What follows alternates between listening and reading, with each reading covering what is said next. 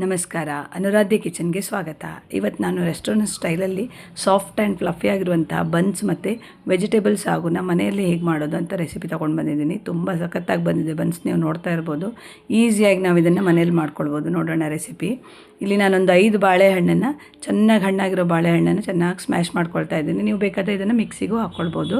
ನಾನಿಲ್ಲಿ ಸ್ಮ್ಯಾಶ್ ಮಾಡ್ಕೊಂಡಿದ್ದೀನಿ. ಇದಕ್ಕೊಂದು 4 ರಿಂದ 5 ಸ್ಪೂನ್ ಆಗುವಷ್ಟು, ಟೇಬಲ್ ಸ್ಪೂನ್ ಆಗುವಷ್ಟು ಸಕ್ಕರೆನ ಸೇರಿಸ್ತಾ ಇದ್ದೀನಿ. ಇದಕ್ಕೆ ಸ್ವಲ್ಪ ಸಕ್ಕರೆ ಜಾಸ್ತಿ ಬೇಕು, ಸ್ವೀಟ್ ಆಗಿರುತ್ತಲ್ವ ಬನ್ಸು.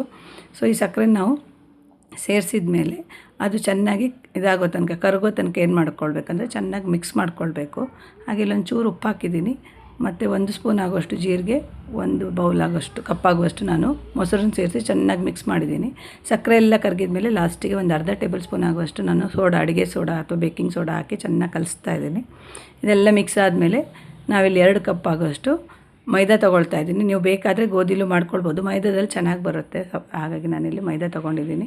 ನೀವು ಹೆಲ್ದಿಯಾಗಿ ವರ್ಷನ್ ಬೇಕಾದರೆ ಗೋಧಿ ಹಿಟ್ಟನ್ನು ಬೇಕಾದರೆ ಯೂಸ್ ಮಾಡ್ಕೊಳ್ಬೋದು. ಇದನ್ನೆಲ್ಲ ನೀರು ಹಾಕದೆ ಹಾಗೆ ಕಲಿಸ್ಕೊಳ್ಬೇಕು.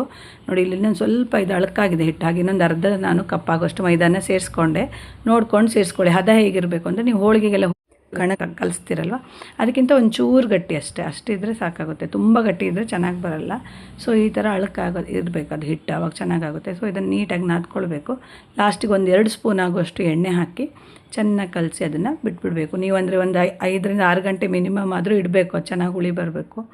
ಇಲ್ಲ ಅಂತ ಹೇಳಿದರೆ ನೀವು ಒಂದು ಓವರ್ ನೈಟ್ ಇಟ್ಟರೆ ತುಂಬ ಚೆನ್ನಾಗಿ ಬರುತ್ತೆ. ಈ ಥರ ಎಲ್ಲ ಕಲಸಿ ನೋಡಿ ಎಷ್ಟು ಸಾಫ್ಟ್ ಆಗಿದೆ ಅಂತ. ನಾನಿಲ್ಲಿ ಓವರ್ ನೈಟ್ ಇಡ್ತಿದ್ದೀನಿ.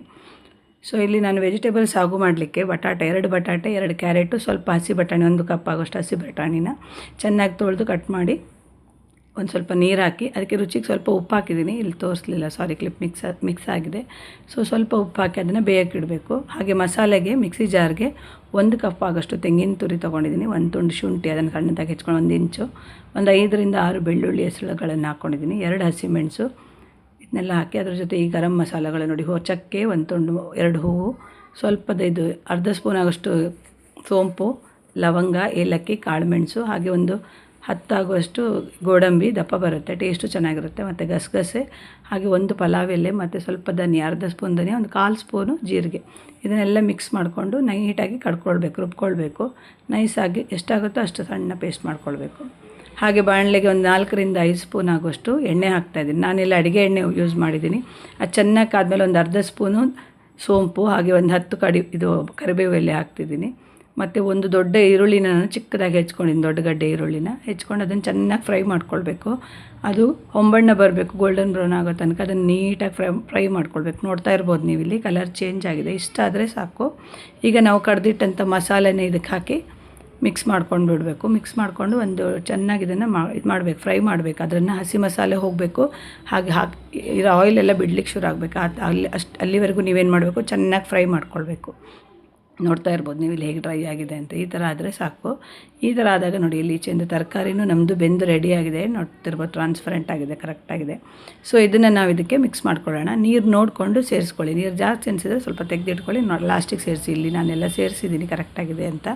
ಇದು ಕುದಿಯುವಾಗ ಸ್ವಲ್ಪ ದಪ್ಪ ಬರ್ತದೆ, ಯಾಕಂದರೆ ಕಾಯಿ ಮತ್ತು ಗೋಡಂಬಿ ಎಲ್ಲ ಹಾಕಿದ್ದೀವಲ್ವ. ಮತ್ತೊಂದು ಸ್ವಲ್ಪ ರುಚಿ ನೋಡಿಕೊಂಡು ಉಪ್ಪು ಸೇರಿಸ್ಕೊಂಡಿದ್ದೀನಿ. ಹಾಗೆ ಲಾಸ್ಟಿಗೆ 1 ಕಪ್ಪು ಮೊಸರು.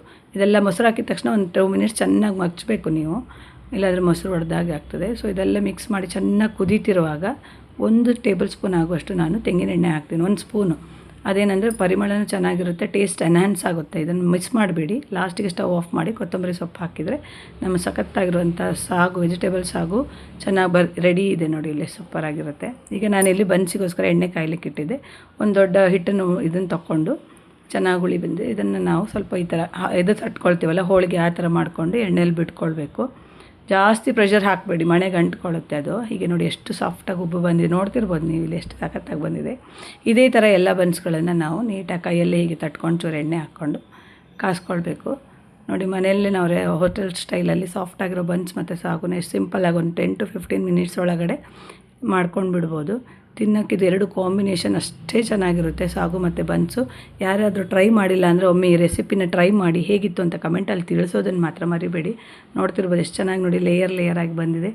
ಸೇಮ್ ಹೋಟೆಲ್ ಸ್ಟೈಲಲ್ಲೇ ಇದೆ. ಹಾಗೆ ಅಷ್ಟೇ ಸಾಫ್ಟ್ಸ್ ಆಗಿದೆ, ಎಣ್ಣೆನೂ ಹೆಚ್ಚು ಎಳ್ಕೊಳ್ಳಿಲ್ಲ. ನೋಡಿ ಎಷ್ಟು ಪರ್ಫೆಕ್ಟ್ ಆಗಿದೆ. ಇವತ್ತಿನ ಈ ರೆಸಿಪಿ ನಿಮಗೆಲ್ಲ ಇಷ್ಟ ಆಯಿತು ಅಂತ ಅಂದ್ಕೊಳ್ತೀನಿ. ಇಷ್ಟ ಆದರೆ ಲೈಕ್ ಕೊಡೋಕ್ಕೆ ಮಾತ್ರ ಮರಿಬೇಡಿ. ವಿಡಿಯೋಕ್ಕೊಂದು ಲೈಕ್ ಕೊಡಿ. ಹಾಗೆ ಯಾರೆಲ್ಲ ಚಾನಲನ್ನು ಸಬ್ಸ್ಕ್ರೈಬ್ ಮಾಡ್ಕೊಳ್ಳಿಲ್ಲ ಸಬ್ಸ್ಕ್ರೈಬ್ ಮಾಡ್ಕೊಳ್ಳಿ. ಎಲ್ರಿಗೂ ಒಳ್ಳೆಯದಾಗಲಿ. ಶುಭ ದಿನ.